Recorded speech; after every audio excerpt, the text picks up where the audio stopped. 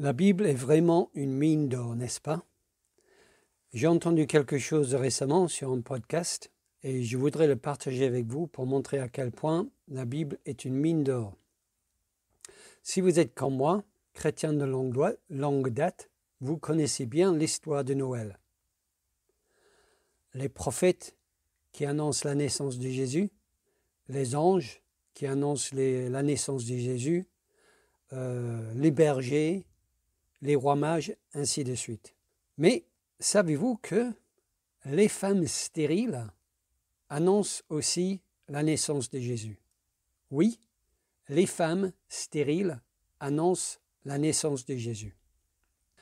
Les femmes stériles, c'est un thème récurrent dans l'Ancien Testament, n'est-ce pas? Il y a en fait 5 femmes juives stériles qui deviennent mamans par miracle.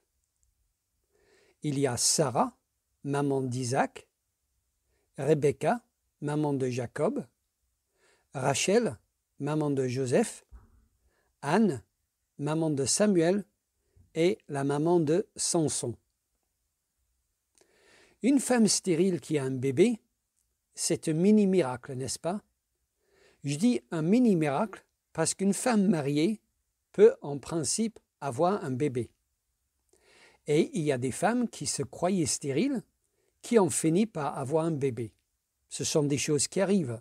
C'est rare, mais ça arrive. Donc c'est un mini-miracle.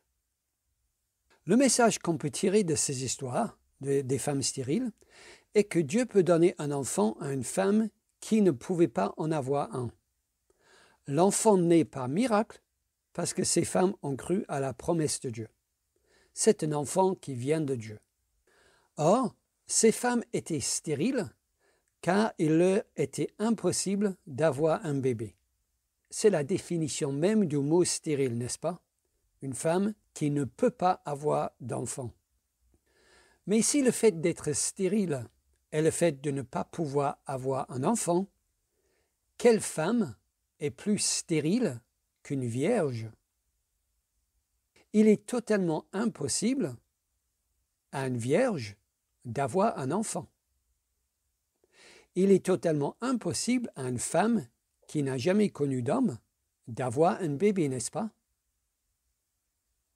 C'est la définition même du mot stérile dans la mesure où il lui est impossible d'avoir un bébé. Donc, si une vierge devient maman, ce n'est pas un mini-miracle, c'est un énorme miracle. C'est un miracle incroyable, inouï dans l'histoire de l'humanité. Ce que je dis donc est que les femmes stériles dans la Bible pointent vers la promesse d'un enfant miracle. Pour ces femmes, la promesse était la promesse d'un enfant miracle venu de Dieu. Et en effet, chacun a eu leur enfant. Mais l'enfant miracle envoyé par Dieu est en réalité son fils unique, Jésus-Christ, né d'une femme à Bethléem. Donc les femmes stériles dans la Bible pointent vers une naissance miraculeuse. Cette naissance miraculeuse est en réalité Jésus. Dieu fait homme. Dieu né d'une femme. Donc les femmes stériles dans la Bible pointent vers la naissance de Jésus. Et ceci est confirmé parce que la plus stérile de toutes, la Vierge Marie, a eu cet enfant.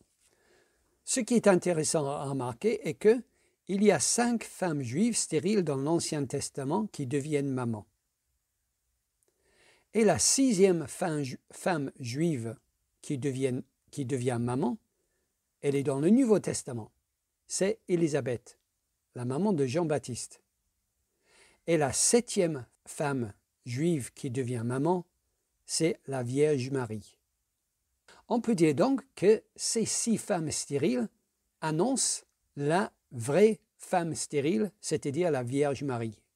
Un peu comme les 6 jours de création sont le prélude du repos du 7e jour. Ainsi, ces 6 femmes stériles annoncent le repos de la 7e, parce qu'avec la 7e, Marie vient le Fils de Dieu qui nous donne le repos. Ces naissances miraculeuses, donc, pour les femmes stériles, sont des signes qui annoncent deux choses. Premièrement, la plus grande naissance miraculeuse de l'histoire de l'humanité, car une vierge qui a un enfant, c'est du jamais vu dans l'histoire de l'humanité. Donc ces femmes stériles annoncent cette naissance-là, et aussi elles annoncent le plus grand cadeau de Dieu, car l'enfant né de la Vierge, c'est Dieu lui-même. Certes, ces femmes stériles ont reçu un enfant de Dieu, mais l'enfant de Marie, c'est Dieu lui-même. Marie donne naissance à Dieu lui-même. Ici, c'est Dieu lui-même qui se donne en cadeau. Je dis donc que les femmes stériles dans l'Ancien Testament, qui deviennent mamans par miracle, sont là pour annoncer par anticipation la naissance miraculeuse ultime, la naissance de Dieu lui-même sur terre, né d'une femme totalement stérile, une vierge. Et ce qui est vraiment beau dans cette idée, c'est que ces femmes stériles étaient méprisées, elles étaient ridiculisées, elles portaient l'opprobre du peuple, et ces femmes stériles sont en quelque sorte, par ce qui leur arrive, des évangélistes annonçant la naissance du Sauveur, annonçant la naissance de Dieu lui-même.